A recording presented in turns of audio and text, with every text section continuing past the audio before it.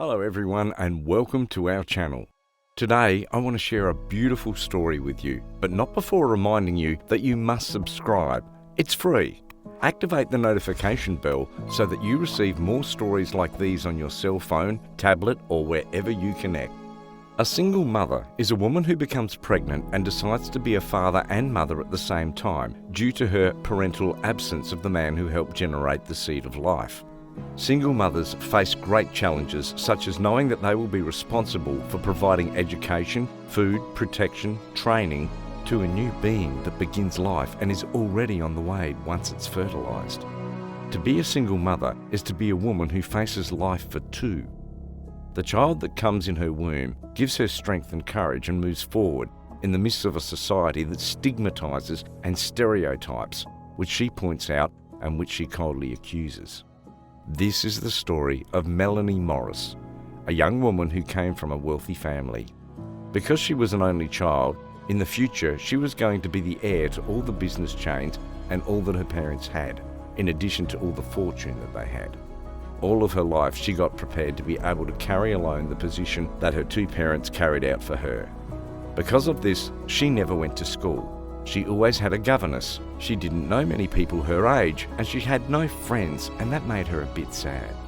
One day when Melanie was 21 years old, she had gone to her favourite ice cream parlour to relax and cool off a bit as it was very hot that day. When the waiter approached and asked Melanie what she was going to order, she looked up and was shocked at the beauty of the waiter, and he was shocked when he saw Melanie. When she saw him, she felt her stomach tingle, a sensation that she'd never felt in her entire life, and that was the same feeling that the waiter, named Oscar, felt. So Melanie started going to the ice cream shop a little more often, and with each passing day, they spent more time talking. Weeks went by, and they finally had a date. They had a great time. There was a lot of innocent laughter and flirting, and there was no reason why the two of them thought they shouldn't be together, even though they knew very well that Melanie's parents would not accept it. Over the months, they both fell madly in love with each other. They already had future plans together, but something would be about to change this. Melanie began to feel very sleepy and couldn't concentrate very well, so she became very scared. She went to the nearest clinic to have some tests, and to her surprise, it came out that she was pregnant. Crying, Melanie decides to call Oscar immediately. He too was in shock, but after a long time talking, they both decided to have the baby. So since Melanie couldn't hide her pregnancy, she had to tell her parents about it. They obviously didn't react well. They were so angry and disappointed in her. They yelled so loudly at her that Melanie was just crying all the time. So her father saw a solution, what he considered a solution to a big problem. But it was something very inhumane. She obviously refused, but her parents didn't care about her opinion, and in front of her, they made a date at the clinic for the next morning. So, with that desperation Melanie felt, she waited until night to pack her bags and run away from home. She called Oscar, her boyfriend, telling him everything that had happened. Oscar didn't hesitate to welcome his girlfriend and her little baby on the way in the small but warm apartment. However, this would only be for one night because they both knew that they had to flee, since the parents would look for Melanie in every corner of the planet. So Oscar also packed his bags, fixed all the money that he'd saved, and during the early morning when the first rays of the sun were barely visible, they both boarded the train to a small town. They travelled for many hours and arrived when the sky was clear, so since the town that they were in wasn't so visited, the houses and apartments were very cheap, and with the money that they both had, they bought a very cosy house. It already had some furnishings, but they bought some basic things that they didn't have. And when they saw their house, they felt very excited about the new stage that they were about to live. Oscar got a job so they could have an income to survive, while Melanie took care of the house. As the months passed, they had their little girl, whom they named Esther. They were so in love with their baby that they felt like they wanted another baby. So, with a stable partner, a baby and a small house, they both made the decision that they should marry. And so they did. The wedding was somewhat small but very significant for both of them. The following year, Melanie became pregnant again, and that small family couldn't feel happier. But happiness would go little by little when Oscar abandoned them for another woman. Apparently, he had had an affair weeks ago. It was a great pain for Melanie. She had lost the love of her life for whom she'd sacrificed everything and with whom she'd made the decision to build a new life. But he didn't care about any of this. He got her pregnant and with a little girl. Melanie, as she still had some money, was able to survive a few more months. She was even able to pay for the hospital where she gave birth to her little girl, whom she called Noella. When the little girl was 3 months old, the money that Melanie had was already running out. So she decided to look for work, taking her 2 daughters, since unfortunately they were very small and nobody could take care of them. To her grief, no one accepted them. Separation dominated her. Then, on the way back home, she saw an ad for a new restaurant that needed a trusted person for a delivery service, and Melanie entered the place to apply for the job.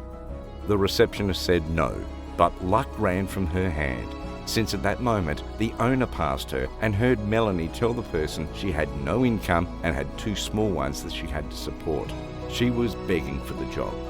Then, when he saw her with the 2 girls, he felt a bit of pity, compassion and melancholy.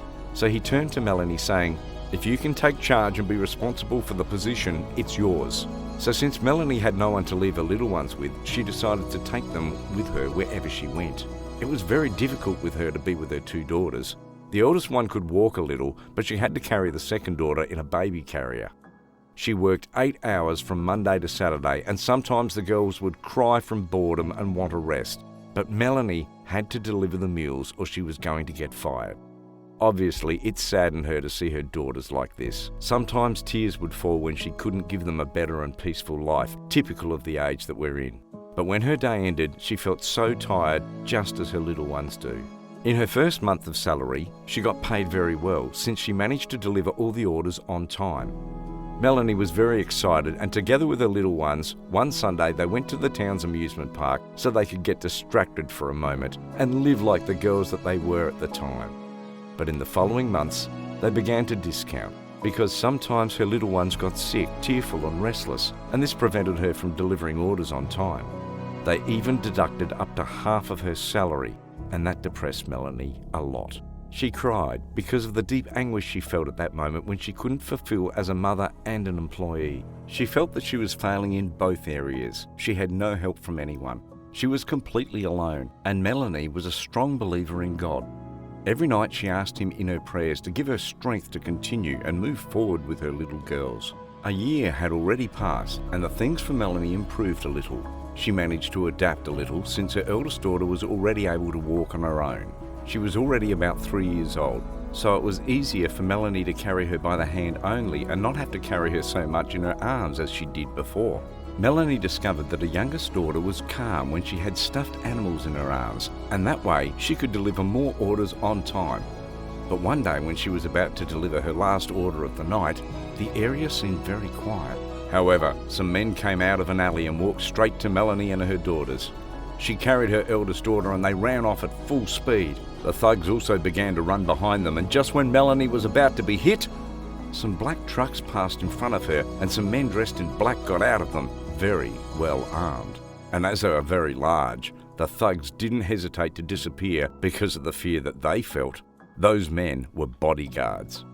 When everyone calmed down, they went to Melanie, and when she saw their faces, she realised that they were the private bodyguards of her father. She wanted to flee, but they prevented it, since they had very important news to give her. One of them, who was leading the whole group, approached her and greeted her, saying, "Good evening, Miss Melanie. I have to inform you that your parents suffered an accident, and it's very possible that they won't recover quickly, so they sent us to look for you. You are the one who has to assume control of the company and all of your parents' businesses until they both recover." Melanie was very shocked by the news. She still loved her parents, so she decided to go support them because they had prepared her for that ever since she was very little.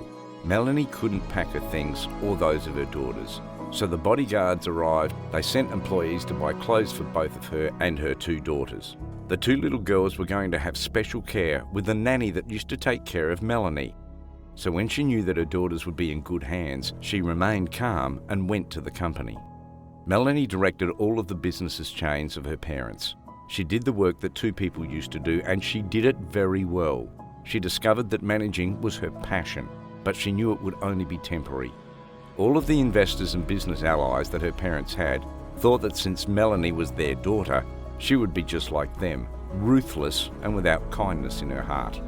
However, when Melanie joined the company to run it, they found out that she wasn't. And since she was in charge, she received many letters from organisations that needed help so they could stay afloat, and she helped them all financially. The aid made headlines. It was the first time the Morris family did any charitable aid. All the workers felt comfortable with Melanie.